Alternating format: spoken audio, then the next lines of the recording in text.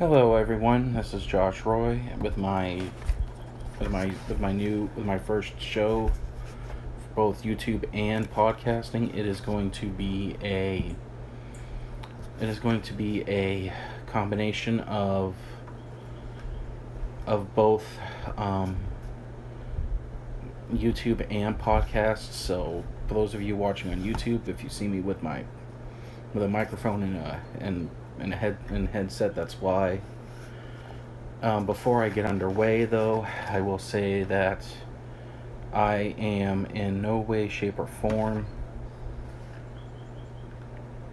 taking anything from WWE. I'm just giving my opinion of how I thought the week went. So bear with me as I will give you my highlights of the week. And before I get to that, I want to start with a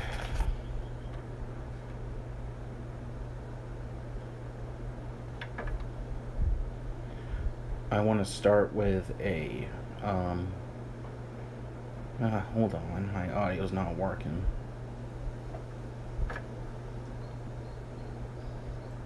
Testing. Oh, no.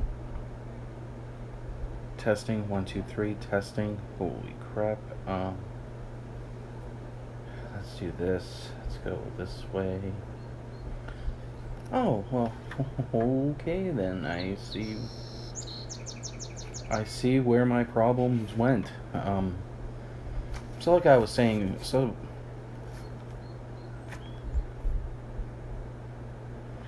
as I was saying,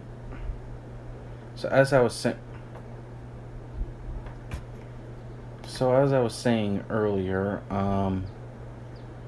I am going to be doing so nothing that I'm saying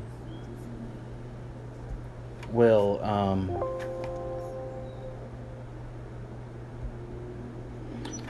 nothing I say here is whatever, you know what I'm talking about. Let's get right to it. First off, I'm going to discuss something that happened yesterday that for most of us in the WWE universe probably, well, both, I wouldn't say shocking, but maybe disappointments. And the first one is Austin Aries being released. I'm not surprised. He was being very underutilized in WWE, and therefore I'm not surprised. I think it's a good move for him to move on to another promotion, perhaps. I mean, I'm not here to speculate anything, but I think maybe a new member in the Bullet Club could be coming their way in the form of Austin Aries. So that, I mean, we'll see about that. The other one I think is, again, it's not a shock. It's not shocking that it happened. I think what's shocking is how soon it happened, which, for those of you who don't know, I'm talking about AJ Styles winning the United States Championship against Kevin Owens last night at Madison Square Garden in a WWE live event. And I'll dive more into that as I roll along here with my review of the week. So I'm going to start with Monday Night Raw, and I'll start that out with the opening video recapping this feud between Enzo Amore and Big Cass, which I'll be honest with you guys, I personally am not shocked that the two of them split. Was it too soon? Yeah, it could be. But I think it was time for Big Cass to show how I think he's got the talent to be a world champion one day. But now he has the true opportunity to prove that. And in their match at a pay-per-view that I know many people don't like the name of, per se, is a Great Balls of Fire pay-per-view this Sunday, which I might do a review on that on Monday if I if I so choose to.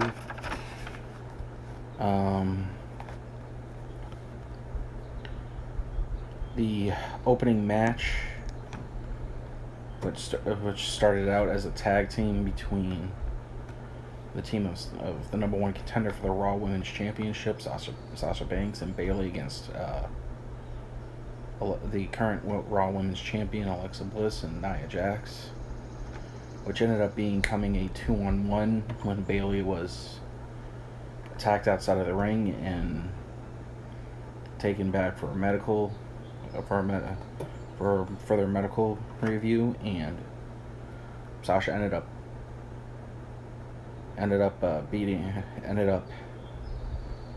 applying the bank statement on her submission maneuver, the bank statement on Alexa Bliss, to which Alexa tapped out and won. And for the fact that Sasha had to go 2-on-1, to me made that a grade A level match.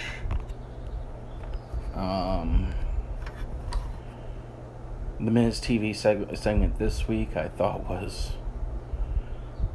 still was not great. It was better than last week's with the debacle of the Ball family being there. And then I thought the Samoa Joe Brock Lesnar interview was fantastic, because we almost had a brawl out of it, which I personally would have loved to have seen. And that's primarily what I got out of Monday Night Raw. Now on to SmackDown Live. They had an opening Independence Day video, and then John Cena making his return. Cuts a promo talking about Independence Day. Then Rusev comes out and interrupts him. And Rusev, in part, talked about how much of a quote-unquote joke America is, which I thought it was a brilliant promo by Rusev.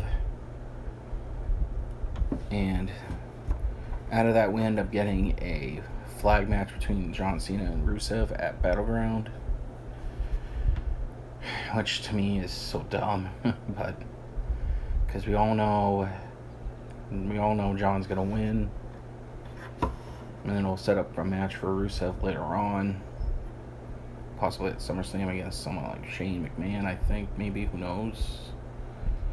Then the opening match of the night was AJ Styles against Chad Gable for a spot in the Independence Day Battle Royal, which determined the number one contender for on that night. Kevin Owens' United States Championship Battleground, which was won by AJ Styles. The match got an A+ in my opinion, because of the fact that Chad Gable showed that he is more than capable of competing on his own and against some of the best of the best, like AJ Styles.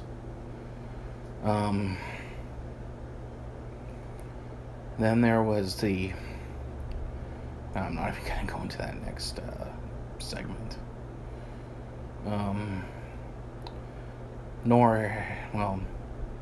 And then the other big highlight of the night was the Independence Day Battle Royal, which was won by AJ Styles to be the number one contender at that point. But as we all now know, he is the United States champion, and the scripts will be flipped for 205 Live. I'll be honest with you, for an hour long, if you skip it, I wouldn't blame you.